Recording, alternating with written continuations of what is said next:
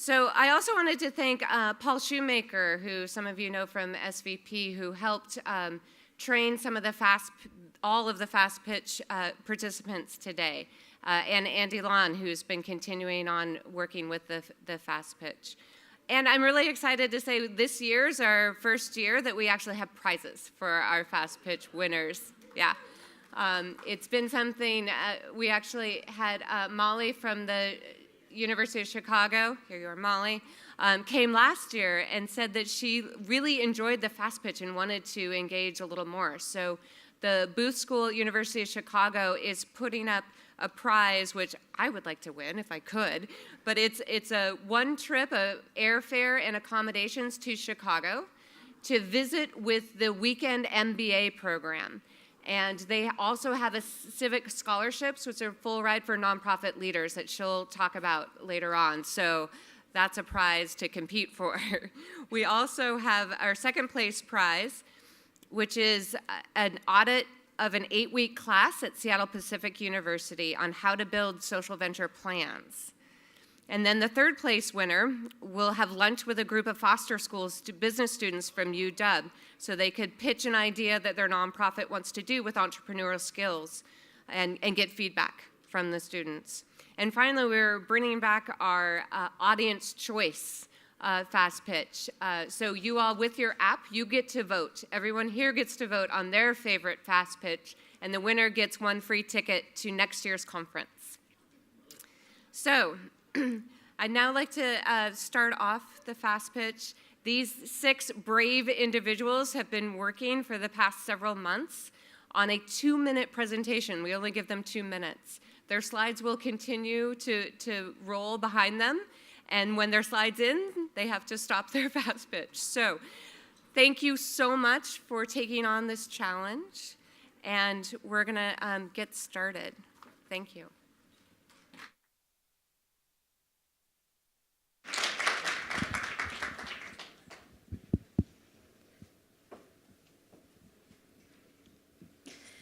Many are here today because we were fortunate to receive a great education. Think back. Who and what helped you be successful as a student?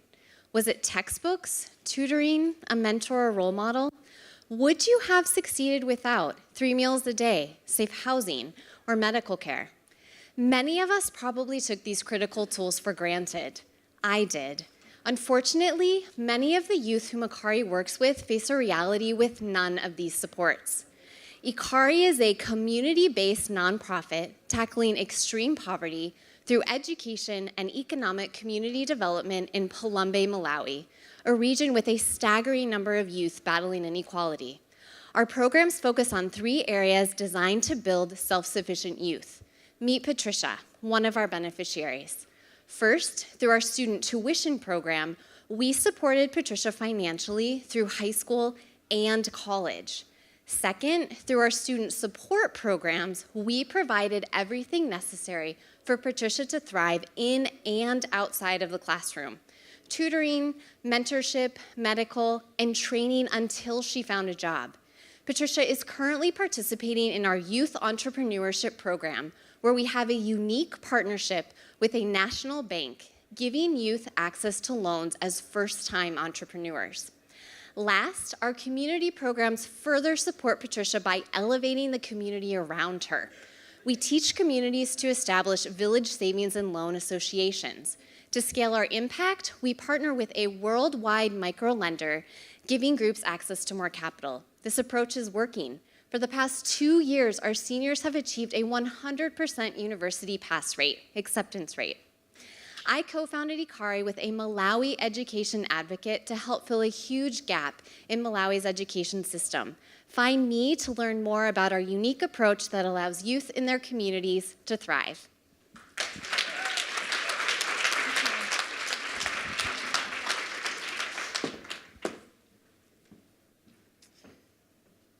In 1991, I won Washington State's Mental Math State Championship.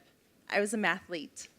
And to this day, while I love stories of personal transformation, for me, if you want to win my heart, you tell me how we create thousands of stories of transformation sustainably. When you arrived here today, you had a bracelet on your seat. In the year 2022, there will be 124 million Africans in sub-Saharan Africa looking for a job. Please raise your hand if you had the red bracelet. You represent the 50 million people that will be able to find a job. Please raise your hand if you had the green bracelet. I'm sorry, but you represent the 70 million people that will not be able to find work in the informal sector, and you're mostly women. We need to focus on the informal sector. We need to focus on entrepreneurship in order to create change. Street Business School is a 6-month community classroom where we help women learn confidence and business skills to triple their income. And the beauty of this math equation is that it's a compound investment. When you invest in a woman, you invest in her children because women pay it forward. They fund their child's health care, clean water, education. See, SDG 5, gender equity, should not be siloed. We women are more than 50% of the world. We are not 1/17 of the world. So what would happen if we created an income-generating model and reapproached the way we are attacking the SDGs? Street Business School has been social franchising, and as a result, 46 NGOs have franchised Street Business School and brought us to 11 countries around the world in Africa. So if you're an NGO, we invite you to join us. Bring income generation to the communities in which you serve. And if you're a funder, let's geek out on some math. Thank you.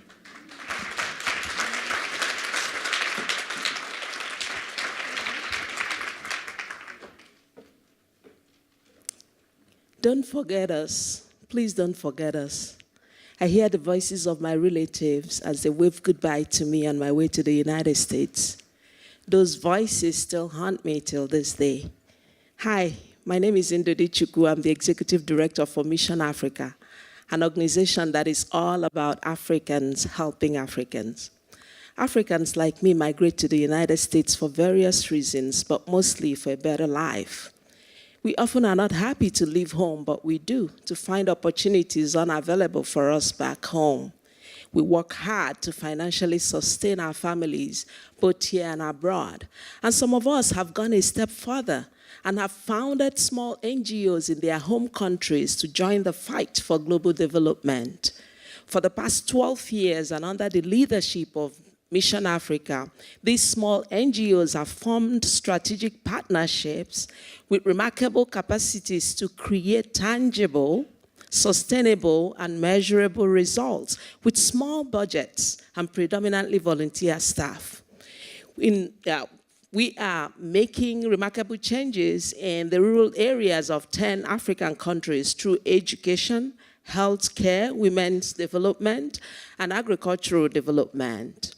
In Kenya, for instance, we train local farmers, we supply quality seeds to them, and we train them to be self-sustaining.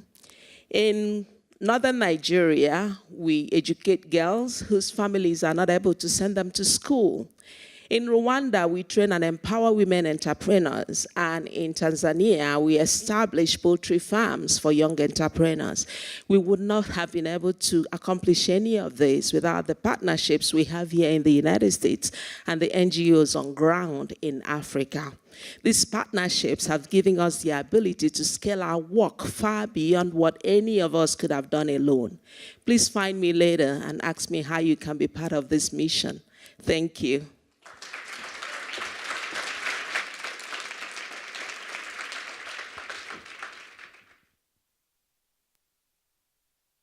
Meet Grace. Grace lives in rural Uyo in Nigeria. Grace discovered farmers having to trek long distances to their farms to process their farm produce. Women would sit for hours using stones to crush palm kernels. And Grace had ideas of how she could solve this problem. But those ideas were pipe dreams until she came across the Spring Development Initiative. Hi, I'm Shola Shoyombo with the Spring Development Initiative. Why does TSDI matter? TSDI empowers women like Grace to bring their dreams to life by giving them the training, the mentoring, and the funding they need. In fact, Grace is the recipient of our very first Ventures Fund. With that fund, she's going to begin a project to establish a facility to process farm produce in a community. Upon completion, that facility will employ 50 local youths to operate it. More than 100 farmers will be able to come there to process their farm produce. And up to 10,000 people in that community and nearby communities will impact by being able to buy food at cheaper prices. There's more. After 1 year, the facility will be converted into an enterprise, and the proceeds from the enterprise will be used to sustain the facility as well as sent back to TSDI as royalty. And that's why I care about TSDI. I have the opportunity to build leaders like Grace, who in turn build their own communities. These people know best what their communities need, and we empower them by bringing their ideas to life. In doing so, they win, we win, and I want to invite you to join us in the win. Look for me and ask me how you can empower the next Grace. Thank you.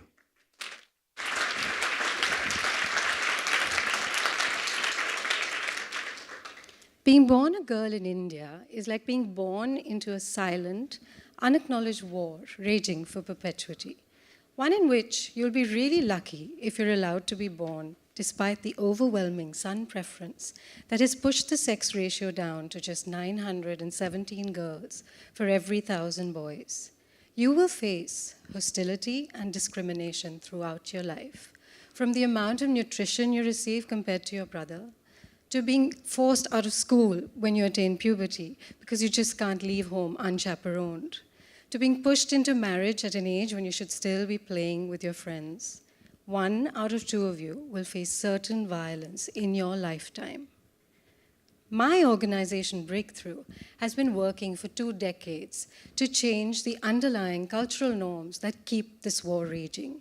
We uniquely use popular culture, media, the arts, and school and community-based programs to change the situation on the ground.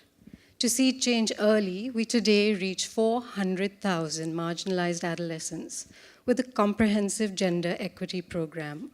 In an evaluation by JPAL, the program was seen to bring significant change in both the gender attitudes and behaviors of both boys and girls, hearteningly more so for boys, giving us hope that we can turn this tide.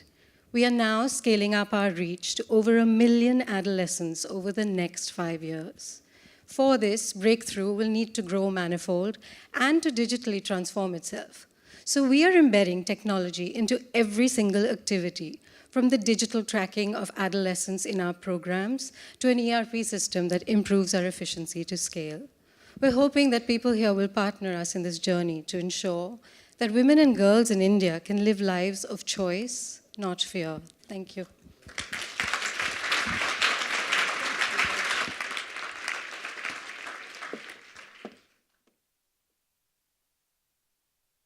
Hi, I'm Frances Walker, Executive Director with Path from Poverty. Imagine walking 2 to 3 hours a day just in search of clean, safe water.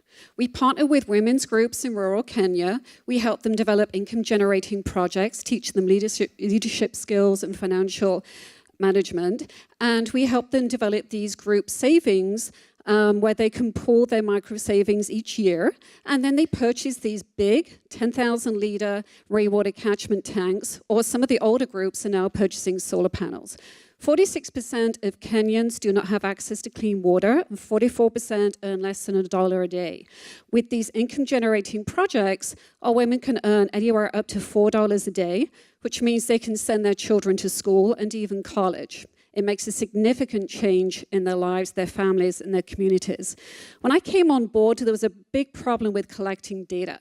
We had client qualitative data, but nothing quantitative to build the program. We had these amazing 7 regional program managers that oversee 48 groups and now over 1,100 women in the program. What I implemented was a system whereby they will handwrite monthly reports. They then take a photo of the report, and they WhatsApp it to me every month or every day. They chat with me a lot, and I'm able to collect this data pool and build the program and monitor and evaluate it. We've even developed a needs assessment tool so we know where the current tanks are located or solar panels, and also a baseline assessment tool for the new women coming to the program. And recently we have developed a Tableau map that will be launched on our website that was developed from a hand-drawn Google map. So it's amazing what you can do with paper and WhatsApp.